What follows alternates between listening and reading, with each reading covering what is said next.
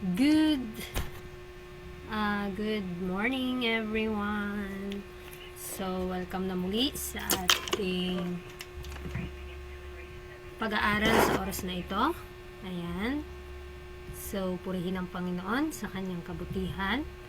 We are now live in Advent broadcast. Ayan po, para po sa ating pagsisimula, atin pong muling ibahagi ang book review ng Messages to Young People. Ayan, so samahan niyo po akong himay-himayin natin itong mga aklat na ito, mga kapatid. Nasa kabanata 44 na po tayo, chapter 44, pagtanggi sa sarili. So, paano po ba natin tinatanggihan ang ating mga sarili? Sabi sa ating key text sa Galatians 2:20, ako'y ipinako sa krus na kasama ni Kristo, gayunman ako'y nabubuhay, ngunit hindi na ako, kundi si Kristo ang nabubuhay sa akin. At ang buhay na ngayon aking ikinabubuhay sa laman ay ikinabubuhay ko sa pananampalataya sa anak ng Diyos na sa akin ay umiibig at nagbigay ng kanyang sarili dahil sa akin. So dito makikita natin na kung tayo ay ipinako na ang ating mga sarili ay patay na, dapat makita nga talaga ang ating Panginoon sa ating buhay. Si Kristo na po yung mabubuhay sa atin. Ano yung mga nakasanayan nating ginawa noon ay hindi na natin gagawin kasi ang Panginoon na po yung kumikilos sa atin. Si Jesus ay nagpakababa at inalis ang sarili at sa lahat ng kanyang ginawa ay hindi lumitaw ang sarili. So nung nabuhay si Kristo dito sa mundo ay nagpakatawang tao siya, ay naipakita niya yung karakter ng ating Panginoon, ang karakter ng Ama sa kanyang buhay. So hindi po nakita yung kanyang sarili, ang kanyang sinful nature. Kaya may pribilehiyo o meron po tayong pagkakataon na magkaroon ng buhay na pananampalataya at banal na buhay.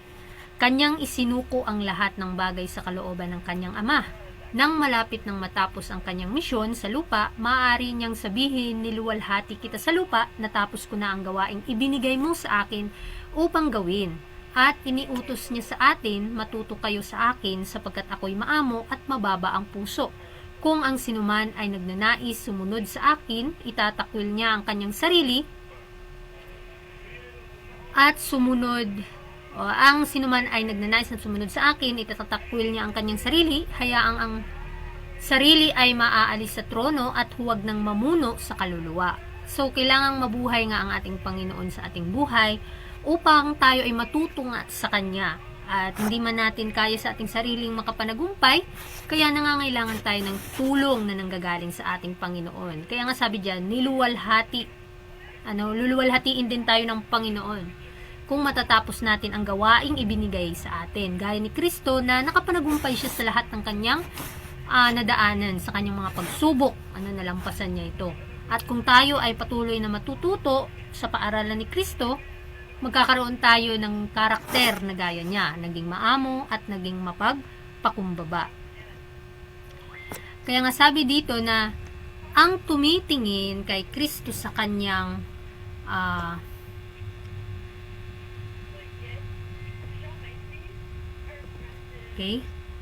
sa kanyang pagtanggi sa sarili, sa kanyang kababaang loob, ay mapipilitang magsabi, gaya ni Daniel nang makita niya ang isa na gaya ng anak ng tao. Ang aking kagandahan ay naging kabulukan sa loob ko. Ang likas na pagkatao ng tao ay laging naghahangad ng pagpapahayag, handa sa pakikipaglaban, ngunit ang natututo kay Kristo ay walang laman ng sarili, ng pagmamataas, ng pag-ibig sa kataas-taasan, at may katahimikan sa kaluluwa.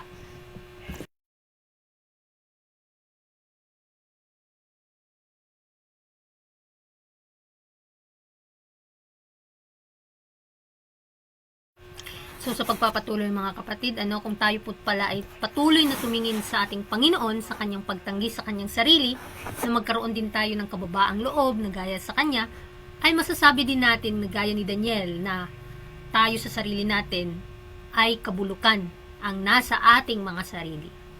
At ang likas ng ating pagkatao ay laging naghahayag ng pakikipaglaban sa espiritu. Kaya nga mga kapatid, kung ang Panginoon na po yung nangunguna sa atin, kailangang mabago tayo personally, mabago yung sa loob ng puso natin, at ang pag-ibig ng Diyos ang sumagana sa ating mga kaluluwa.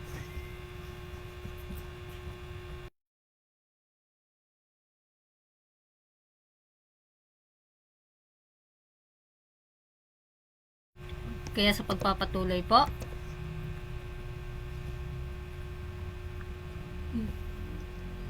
ang sarili ay isinusuko sa pamamahala ng banal na Espiritu. So, isuko po natin ang ating mga sarili. Kung gayon, hindi na tayo mababahala na magkaroon ng pinakamataas na posisyon.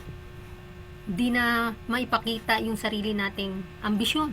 So, wala tayong ambisyon na ipilit ang ating sarili upang mapansin ng karamihan. So, sa ating sarili, personally, sa buhay natin, meron tayong pride. Normal lang yan sa atin. Pero kailangan niyang mapanagumpayan sa sarili natin.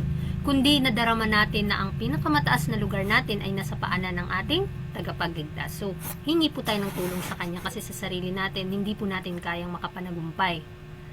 Tayo'y tumitingin kay Jesus, naghihintay sa Kanyang kamay upang tayo'y pangunahan, nakikinig sa Kanyang tinig upang tayo'y patnubayan.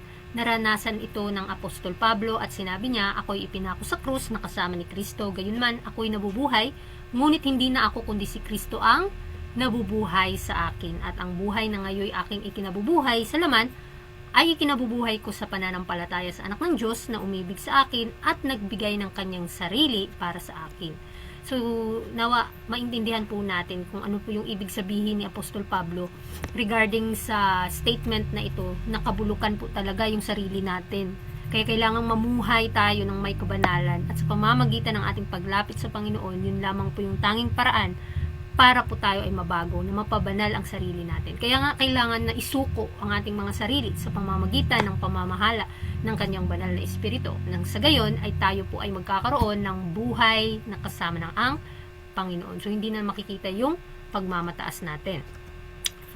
This is our conclusion mga kapatid, na sa ating pag-aaral ngayon, nawa maintindihan natin na kailangan talaga tayong tumingin sa ating personal na tagapagligtas, tanggi ang ating mga sarili, at sumunod sa Kanya ng may pagpakumbabang puso, at kilalanin natin ang ating mga sarili na tayo may hina, aminin natin sa ating Panginoon na tayo ay nag-struggle personally sa buhay natin, at nangangailangan tayo ng Kanyang tulong. Kaya nga, gaya ng ating Panginoong Hesus, nung dito pa siya sa lupa, ay nagpakababa siya at inalis niya ang kanyang sarili at nakita sa buhay niya ang pagsuko niya araw-araw sa kanyang Ama. Gaya nawa tayo sa kanya mga kapatid, na maging mapagpakumbaba sa lahat ng bagay para maluwalhati tayo ng Panginoon at mapagkalooban niya pa tayo ng mga pagpapala na nanaayon sa kanyang kalooban. Kasi nga ipinako sa krus ang ating sarili kasama ni Kristo. Gayon pa man, si Kristo ay nabuhay muli, tayo ay mabubuhay muli sa pamamagitan ng bagong buhay na kasama ang ating tagapagligtas. So hanggang dito po ang ating pag-aaral ngayon sa chapter 44, na kinakailangan talaga ang pagtanggi sa sarili. Tanggihan po natin kung maaari. Ay panalangin natin sa Panginoon na tayo ay makapanagumpay. Kaya hanggang dito na lang po ang ating pag-aaral sa ating chapter review ng Messages to Young People. At muli, thank you for watching.